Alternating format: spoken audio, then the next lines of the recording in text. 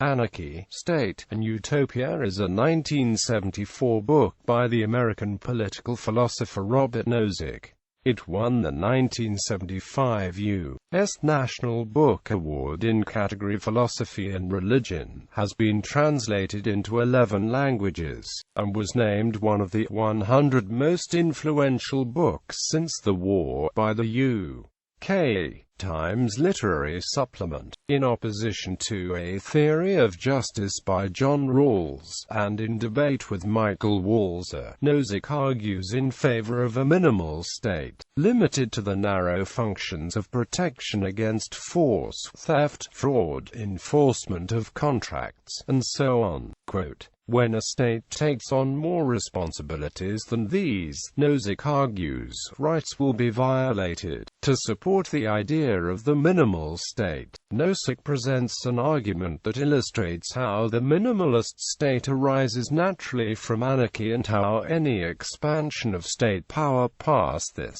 minimalist threshold is unjustified. Summary: Nozick's entitlement theory, which sees humans as ends in themselves and justifies redistribution of goods only on condition of consent, is a key aspect of Anarchy, State, and Utopia. It is influenced by John Locke, Immanuel Kant, and Friedrich Hayek. The book also contains a vigorous defensive monarchist libertarianism against more extreme views, such as anarcho-capitalism. Nozick argues that anarcho-capitalism would inevitably transform into a monarchist state, even without violating any of its own non-aggression principles, through the eventual emergence of a single locally dominant private defense and judicial agency that it is in everyone's interests to align with, because other agencies are unable to effectively compete against the advantages of the agency with majority coverage. Therefore, he felt that, even to the extent that the anarcho-capitalist theory is correct, it results in a single, private, protective agency which is itself a de facto state. Thus anarcho-capitalism may only exist for a limited period before a minimalist state emerges. Philosophical activity. The preface of Anarchy, State, and Utopia contains a passage about the usual manner of presenting philosophical work, i.e., its presentation as though it were the absolutely final word on its subject. Nozick believes that philosophers are really more modest than that and aware of the work's weaknesses. Yet a form of philosophical activity persists which feels like pushing and shoving things to fit into some fixed perimeter of specified shape. The bulges are masked, the cause of the bulge is thrown far away so that no one will notice. Then, quickly, you find an angle from which everything appears to fit perfectly and take a snapshot at a fast shutter speed before something else bulges out too noticeably. Quote, "After a trip to the darkroom for touching up, all that remains is to publish the photograph as a representation of exactly how things are, and to note how nothing fits properly into any other shape."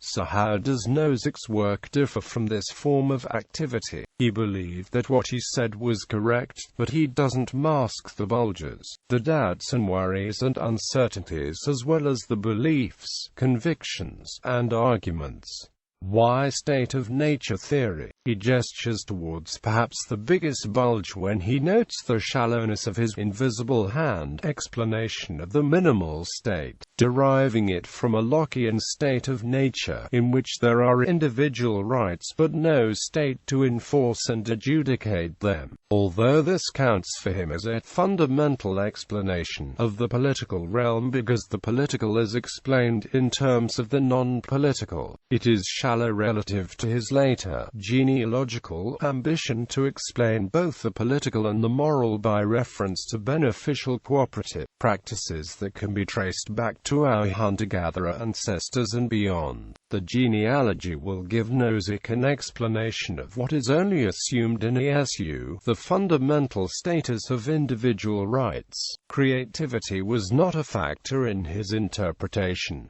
The state of nature, a rational response to the troubles of a Lockean state of nature, is formation of groups of individuals into mutual protection associations, in which all will answer the call of any member. It is inconvenient that everyone is always on call, and that the associates can be called out by members who may be cantankerous or paranoid. The logic of the situation dictates that entrepreneurs will go into the business of selling protective services, and that a dominant protective association will emerge in a given geographical area. This is something very much resembling a minimal state. Nozick judges that Locke was wrong to imagine a contract as necessary to establish civil society. He prefers the invisible hand explanation, showing how it would lead to the associations preventing individuals from enforcing their own rights, and how it would protect all individuals within its domain. Moral constraints and the state. Nozick arrives at the night watchman state of classical liberalism's theory by showing that there are non-redistributive reasons for the apparently redistributive procedure of making its clients pay for the protection of others. Proponents of an ultra-minimal state, which would not enforce this procedure, hold that its members' rights are a side constraint on what can be done to them, so no utilitarianism of rights can justify the procedure on the grounds that protecting the rights of non-members through the procedure minimizes rights violations in the long run. The side constraint view, which reflects the underlying Kantian principle that individuals are ends and not in merely means, requires a different justification for the procedure. Nozick supports the side constraint view against classical utilitarianism and the idea that only felt experience matters by introducing the famous experience machine thought experiment. It induces whatever illusory experience one might wish, but it prevents the subject from doing anything or making contact with anything. There is only pre-programmed neural stimulation sufficient for the illusion. Nozick pumps the intuition that each of us has a reason to avoid plugging into the experience machine forever. This is not to say that plugging in might not be the best all things considered choice for some who are terminally ill and in great pain. The point of the thought experiment is to articulate a weighty reason not to plug in, a reason that should not be there if all that matters is felt experience.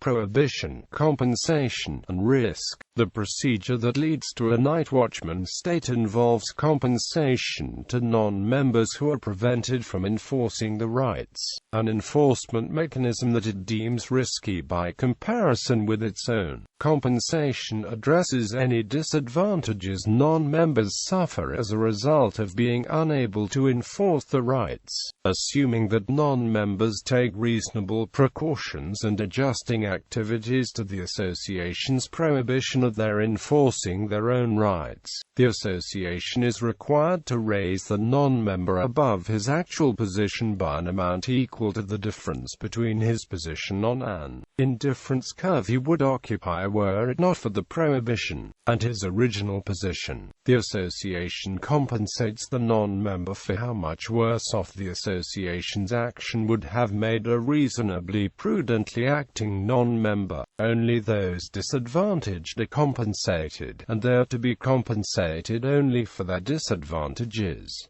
And GTH, the defender may draw against the punishment deserved RxH, according to the formula F plus RxH.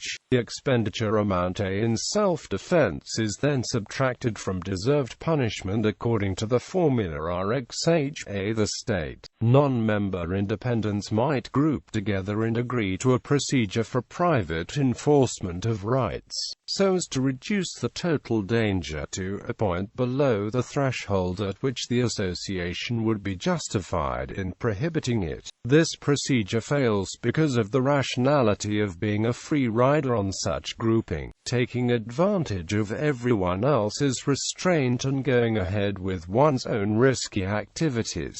In a famous discussion he rejects HLA, Hart's principle of fairness for dealing with free riders, which would morally bind them to cooperative practices from which they benefit. You may not charge and collect for benefits you bestow without prior agreement. As the most powerful applier of principles which it grants everyone the right to apply correctly.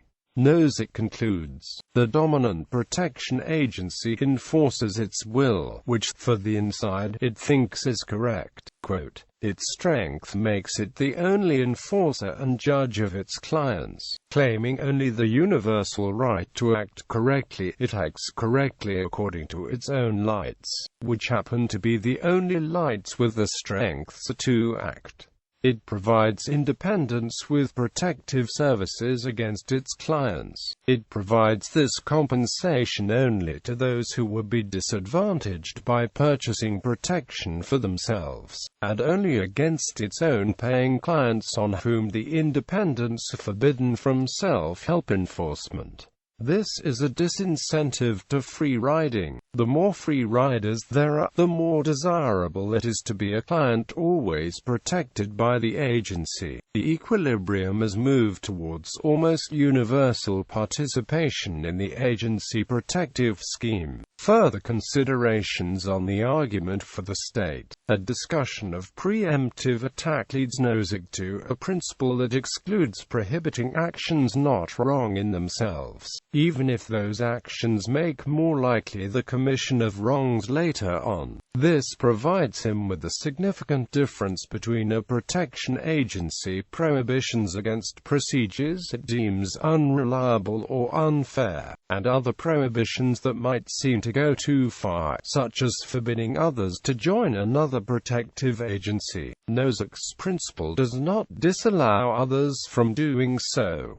Distributive justice. Nozick's discussion of Rawls' theory of justice raised a prominent dialogue between libertarianism and liberalism. He sketches an entitlement theory, which states, from each as they choose, to each as they are chosen. It comprises a theory of justice in acquisition, justice in rectification if is violated, justice in holdings, and justice in transfer. Assuming justice in acquisition, entitlement to holdings is a function of repeated applications of and. Nozick's entitlement theory is a non-patent historical principle. Almost all other principles of distributive justice are patent principles of justice. Such principles follow the form, to each according to. Nozick's famous Wilt Chamberlain argument is an attempt to show that patent principles of just distribution are incompatible with liberty. He asks us to assume that the original distribution in society, D1, is ordered by our choice of patent principle. For instance, Rawls' difference principle. Wilt Chamberlain is an extremely popular basketball player in this society, and Nozick further assumes 1 million people are willing to freely give Chamberlain 25 cents each to watch him play basketball over the course of a season. Chamberlain now has $250,000, a much larger sum than any of the other people in the society. This new distribution in society, call it D2, obviously is no longer ordered by our favored pattern that ordered D1. However, Nozick argues that D2 is just, for if each agent freely exchanges some of his D1 share with the basketball player and D1 was a just distribution, how can D2 fail to be a just distribution? Thus Nozick argues that what the Wilt Chamberlain example shows is that no patent principle of just distribution will be compatible with liberty. In order to preserve the pattern, which arranged D1, the state will have to continually interfere with people's ability to freely exchange their D1 shares. For any exchange of D1 shares explicitly involves violating the pattern that originally ordered it. Nozick analogizes taxation with forced labor, asking the reader to imagine a man who works longer to gain income to buy a movie ticket and a man who spends his extra time on leisure. What Nozick asks is the difference between seizing the second man's leisure and seizing the first man's goods. Perhaps there is no difference in principle.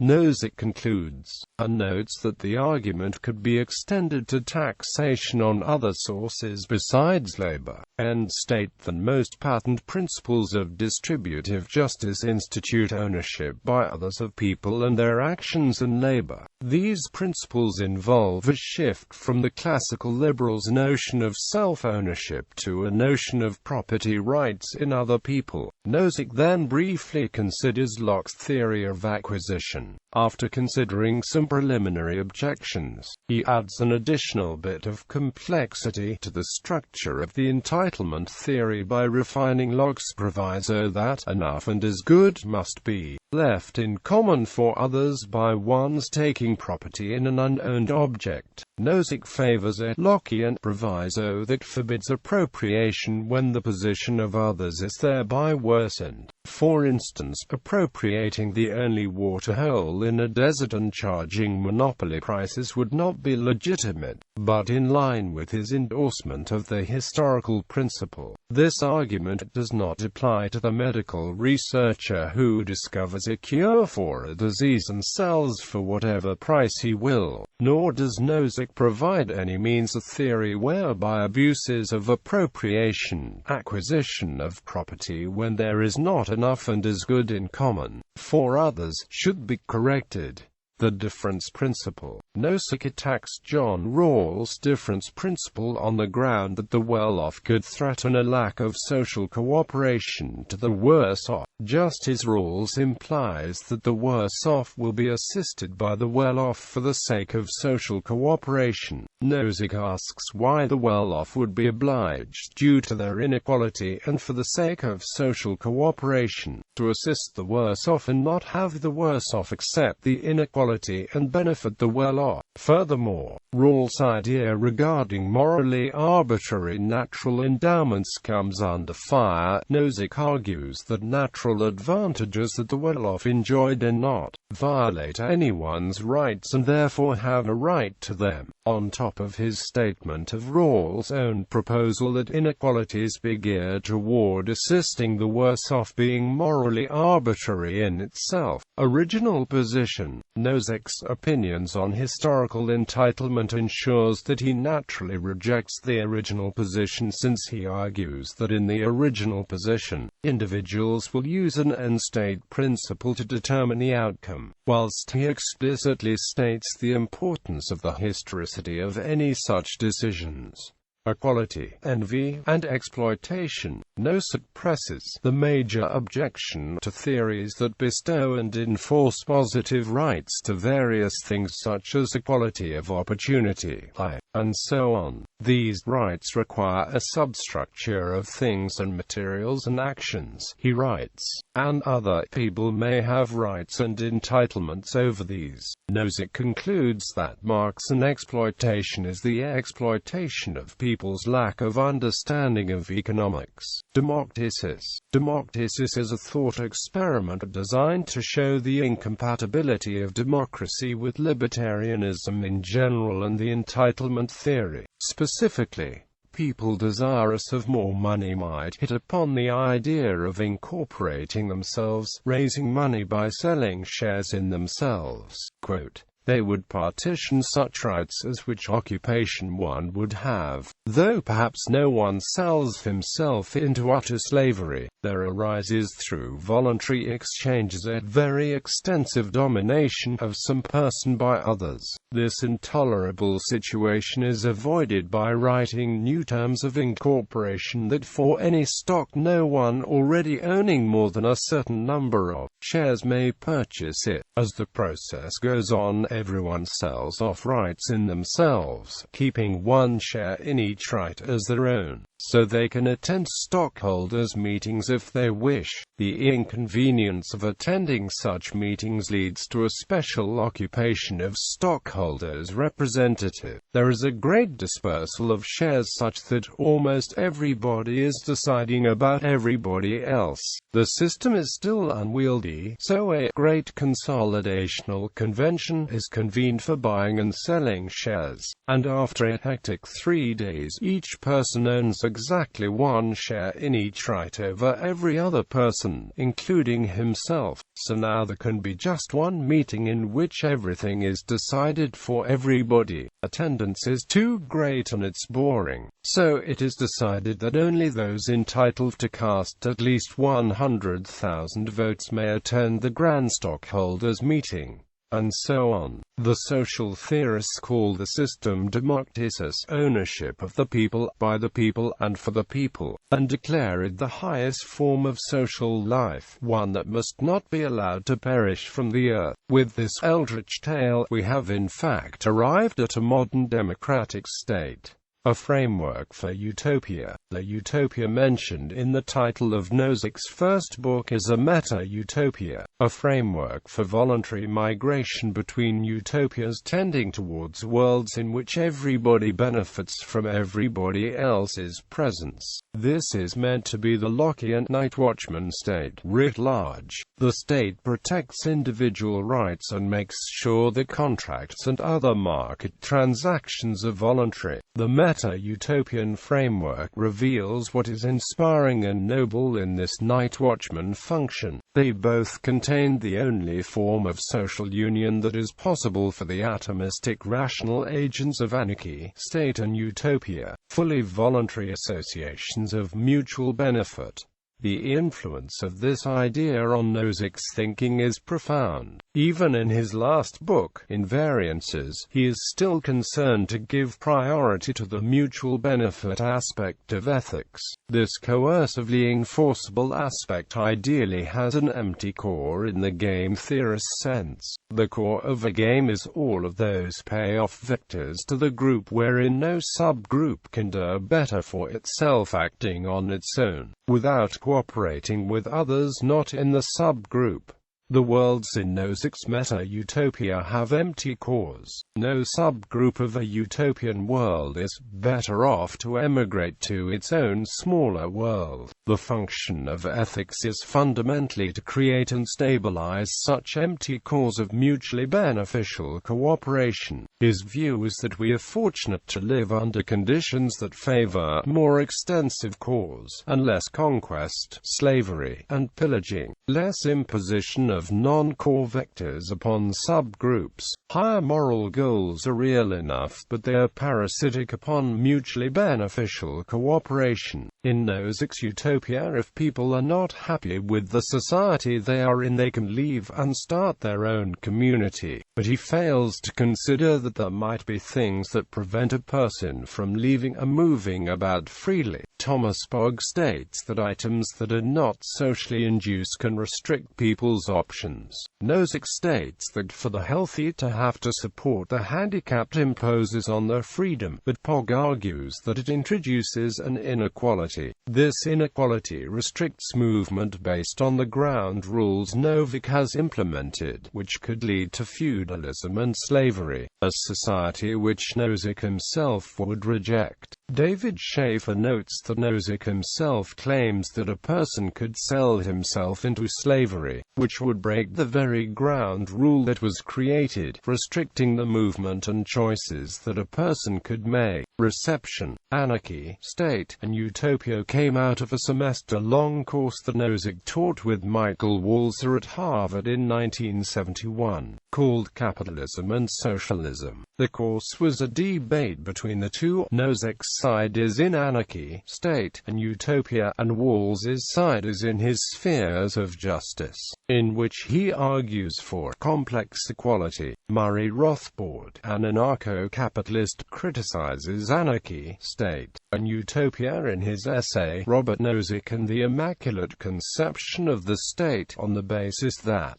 no existing state has been immaculately conceived in the way envisaged by Nozick. On Nozick's account, the only minimal state that could possibly be justified is one that would emerge after a free market anarchist world had been established. Therefore, therefore, Nozick, on his own grounds, should become an anarchist and then wait for the Nozickian invisible hand to operate afterward, and, even if any state had been founded immaculately, the fallacies of social contract theory would mean that no present state, even a minimal one, would be justified. His claim that liberty upsets patterns is inconsistent with his own view of liberty. Nozick holds a Lockean conception of liberty, where liberty is simply the right to do that which you have a right to do. Thus, a restriction only infringes upon liberty if it infringes upon rights. Thus, to examine whether enforcing a pattern violates liberty, we must examine whether the pattern includes the right freely to transfer goods in whatever way the holder wishes. But there is no reason to suppose that all patterns include this right. Thus, enforcing a pattern need not restrict liberty at all. The American legal scholar Arthur Allen Leff criticized Nozick in his 1979 article, Unspeakable Ethics, Unnatural Law. Leff stated that Nozick built his entire book on the bold assertion that individuals have rights which may not be violated by other individuals, for which no justification is offered. According to Leff, no such justification is possible either. Any desired ethical statement, including a negation of Nozick's position, can easily be proved with apparent rigor as long as one takes the license to simply establish a grounding principle by assertion. Leff further calls ostentatiously unconvincing Nozick's proposal that differences among individuals will not be a problem if like-minded people form geographically isolated communities. Philosopher Jan Narveson described Nozick's book as brilliant.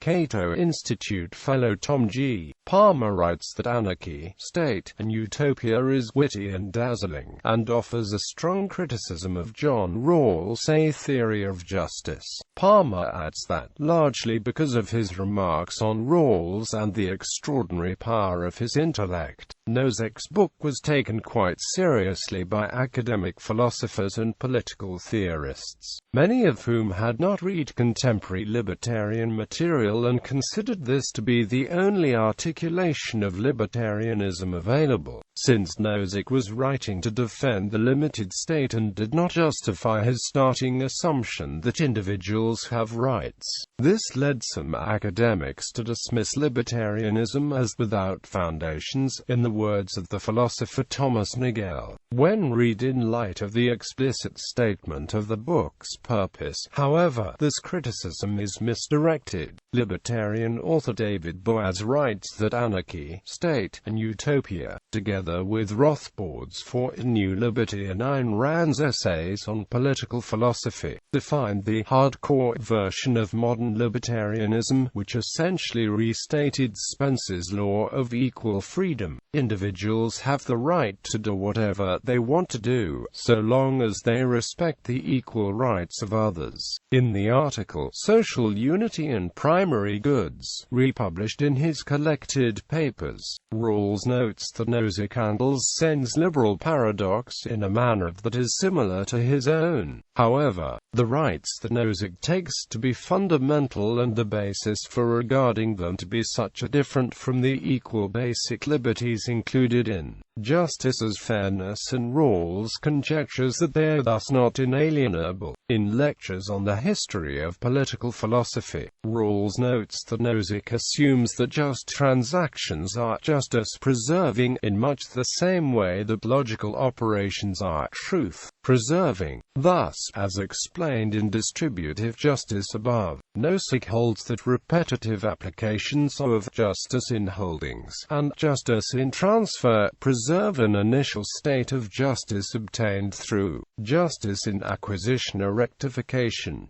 Rawls points out that this is simply an assumption, a presupposition, and requires substantiation. In reality, he maintains, small inequalities established by just transactions accumulate over time and eventually result in large inequalities and an unjust situation.